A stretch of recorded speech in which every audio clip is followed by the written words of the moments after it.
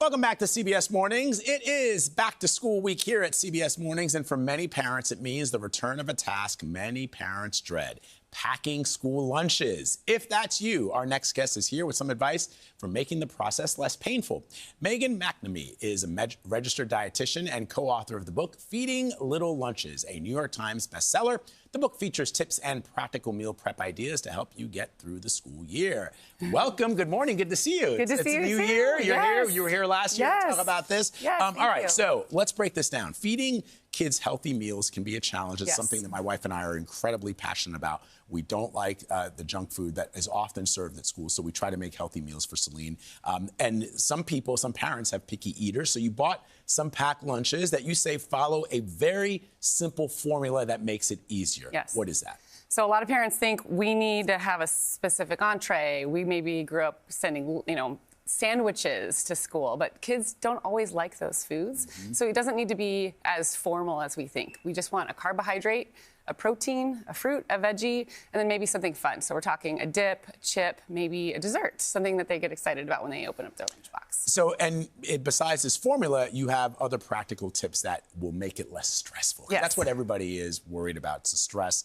And you always worry that maybe the things that you're picking are not as healthy as they perhaps should be. It's hard to know. You look at a label and you see all these ingredients and you go, I thought this was good for me, but it turns out it's not. So what do we got? Well, and I think there's a balance there, right? Because your kid's going to be surrounded by a lot of other kids at the cafeteria, and they're going to be seeing people eat all sorts of types of foods. And so I still think there's some room for fun foods there, too. You want your kid to actually eat their lunch. But when you follow that formula, they're getting some nutrients from all the different food groups and some things to make it a little bit easier so it's not so awful. Because, yes, I understand packing lunches can be awful. Yeah. You definitely want to make sure you're doing it in a timely way that makes sense for your family. And for me, that means not in the morning. I do not pack lunches in the morning because that is way too stressful. We're out of the house by like 7:15. I'm not going to do it. I know I won't. So I pack them the night before. And the way that actually works is because a lot of these containers all have separated parts. Yes. So you're literally putting them almost like you would put Tupperware in your fridge, right? They're all separated. They're all sealed. So the foods aren't mixing with each other. They stay fresh overnight in the fridge. You just pull it out, put it in an insulated bag with ice packs, or an insulated bag that has ice packs already built into them, and then you send them along their way, and you don't have to worry about it in the morning. You mentioned something earlier.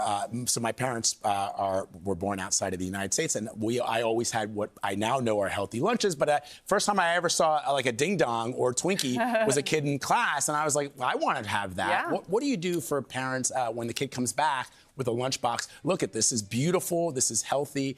What do you do when the kid comes back and you open it up and nothing's been eaten? Well, first of all, know that it is incredibly normal for that to happen because the lunch experience is really overwhelming. So just because they came back with an uneaten lunch doesn't mean that they hated what was in the box. It also could be that they're overwhelmed by their peers. They're excited to get to recess.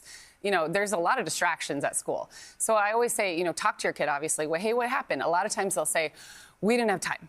My kids always say that to me. And I've been to lunch with them. I'm like, well, you do have 20 minutes. Right. Like, you do have a little bit of time. Yeah, you do have some time. But they just get distracted. They want to be with their friends. Kids wolf food. When they like food, they wolf it down. Right. But I think that it's the social distraction. So obviously, if it keeps happening, you can talk to them. They can talk to their teachers. You can see maybe what might be going on at school. Have them pack the lunch with you. That can really help, too, for them to pick things out. The reason we love our book is because it actually shows pictures of every lunch, full-page color pictures. So you can go through and pick them with your child. But it doesn't have to be, it's very normal for this to happen. It's not, parents think they messed up or did something wrong. It's very normal. Really quickly before we go, food is very expensive these days, and fresh food and food that is prepared like this is incredibly expensive. A lot of parents, they do pick Twinkies or a Ding Dong sometimes to pack it in the lunchbox because it's cheaper. Yeah. What do you recommend for people who want to make lunches that are more affordable? Yeah, well, use leftovers. So it's already food that you made and you might not have accounted for it. You're like, okay, this is here. We didn't have to spend any extra money for it. And again, if you're packing with those ice packs, those perishable foods will stay safe. But also don't be afraid of things like canned foods.